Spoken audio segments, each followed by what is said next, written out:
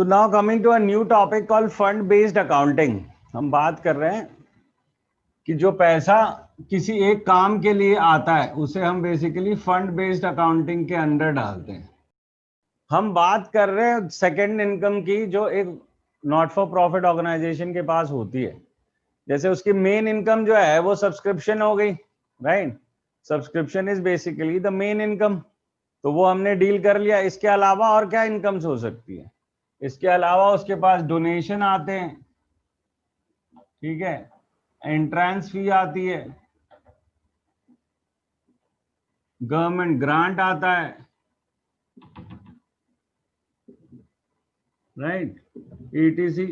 ऐसी कोई भी दूसरी इनकम्स आती हो उसकी हम बात कर रहे हैं यहाँ पे, ठीक है।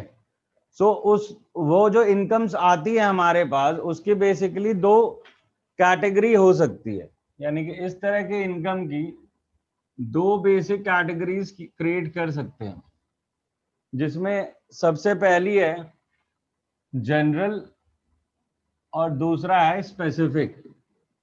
अभी इसको करते वक्त वर्ड डोनेशन को अपने दिमाग में रखो कि हम बात कर रहे हैं सपोजिटली जनरल डोनेशन की या स्पेसिफिक डोनेशन की। किसी एक मुद्दे को लेके चलोगे तो थोड़ा क्लियर रहोगे, ठीक है। कि जनरल अगर डोनेशन है, जनरल का मतलब क्या हुआ?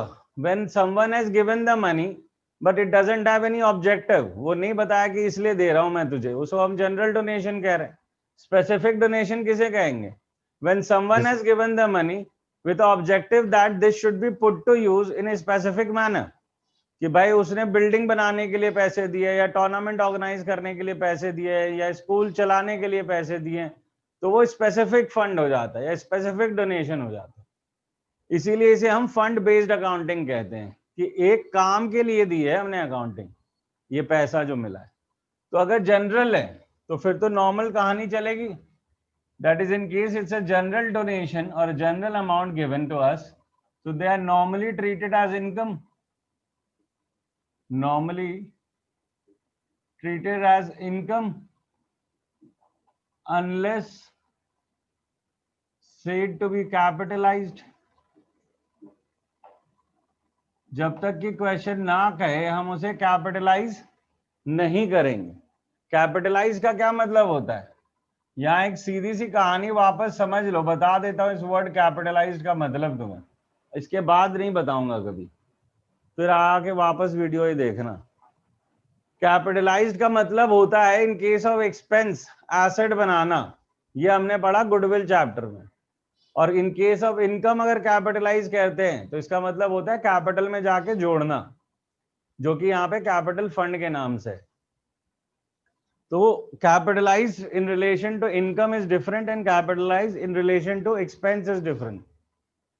तो अगर जनरल है हमारा डोनेशन, यानी कि अगर डोनेशन जनरल मिला है हमें, तो नॉर्मली हम उसे इनकम की तरह ट्रीट करते हैं और हम तभी उसे कैपिटल में ऐड करते हैं जब क्वेश्चन कहता है। In case of specific donation आप उसे इनकम ट्रीट कभी कर ही नहीं सकते, उसकी स्पेशल ट्रीटमेंट होगी, ठीक है। और उसको बैलेंस शीट में हम सेपरेटली दिखाएंगे, उसको हम बैलेंस शीट में सेपरेटली शो करेंगे अंडर लायबिलिटीज, यानी कि लायबिलिटी साइड पे अलग से उस फंड को दिखाएंगे, ठीक है। तो कैसे दिखाएंगे उसको समझो। हम उसका एक अलग एरिया क्रिएट कर दे रहे हैं, काइंड ऑफ वो मेरे लिए रिजर्व है और उसका मैं एक अलग एरिया क्रिएट कर रहा हूं, ठीक है। और मैं लिख रहा हूं यहाँ पे XYZ फंड, जो भी पैसा मिला वो यहां आएगा, ठीक है। इनसे रिलेटेड अगर कोई रिसिट्स होती है तो आएंगी, इनसे रिलेटेड कोई एक्सपेंस होते हैं तो वो यहां आएंगे, तो वो प्लस होंगे और माइनस होंगे। तो वो क्या हो गया? हाँ सही, रिसिप्ट और एक्सपेंस इनके रिलेटेड अरे क्या हो रिसिट गया? मतलब जो फंड के रिलेशन में आगे और पैसा नहीं मिल सकता क्या हमें? एक आदमी ने डोनेट किया एक लमसम अमाउंट, उसके पीछे और डोनेशंस नहीं आ सकती क्या? और दूसरे लोग भी तो पैसे दे सकते हैं उसी फंड को। सो बेसिकली जो फंड है उससे रिलेटेड अगर और कोई खर्च है या उससे रिलेटेड कोई रिसिट है तो वो उसी से डील होगा। ये अपने आप में अपना प्रॉफिट एंड लॉस अकाउंट है, इसका किसी से मतलब नहीं है, उसका सारा काम यही होना है। यही रिजर्व से प्लस होगा खर्चा, यही रिजर्व से माइनस होगा। ठीक है, तो ये अपने आप में अपना प्रॉफिट एंड लॉस अकाउंट है। इसका normal profit and loss account या income and expenditure in case of NPO उससे कोई मतलब नहीं है।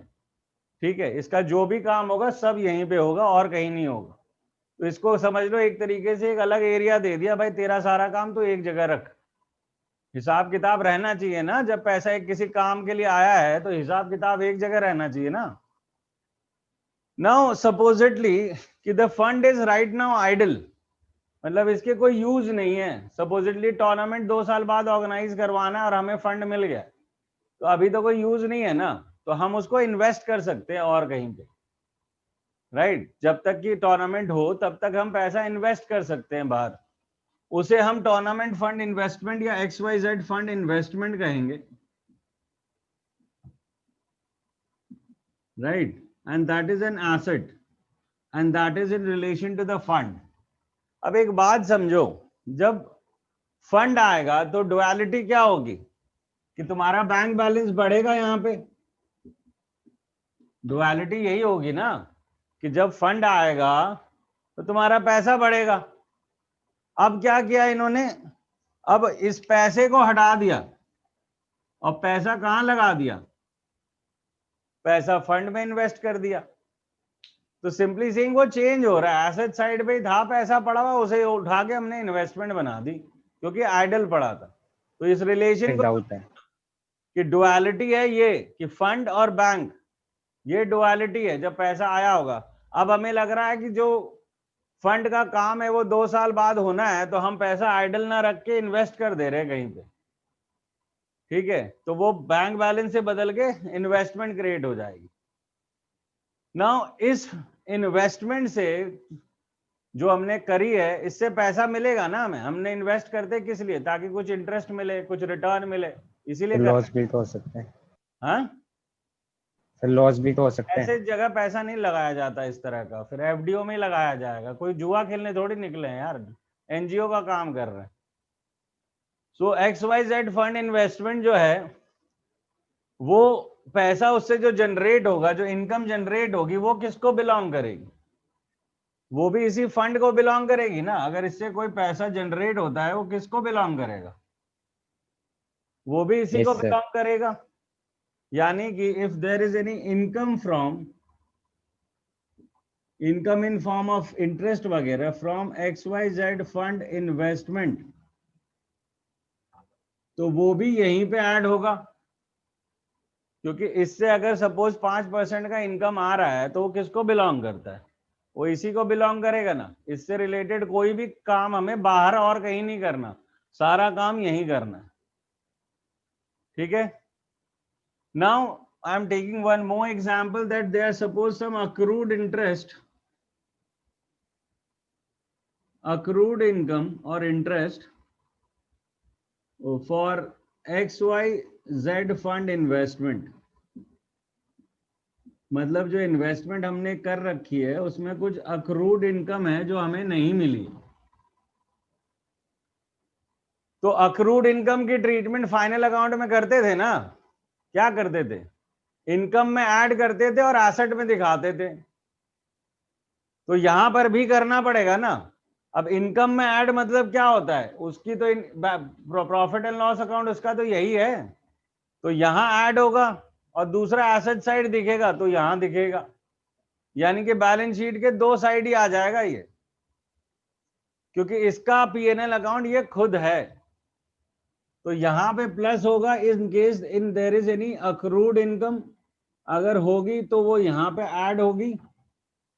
और मोर ओवर आपकी एक अक्रूड इनकम मैं यहां दिखा रहा हूं कि अक्रूड इनकम आपको यहां पे भी दिखानी पड़ेगी। समझ में आ रही है बात? क्योंकि नॉर्मल इनकम अक्रूड इनकम की ट्रीटमेंट क्या होती है कि हम प्रॉफिट एंड लॉस अकाउंट में ऐड करते हैं और एसेट में दिखाते हैं। अब वहां वो अलग अलग था, यहाँ तो एक ही जगह है। इस साइड इनका अपना profit and loss of account वाला एरिया है और इधर तो एसेट साइड होती है बैलेंस शीट पे हम। So this is the presentation of specific donation, कि आप स्पेसिफिक डोनेशन को कैसे रिफ्लेक्ट करोगे। ठीक है, स्क्रीनशॉट।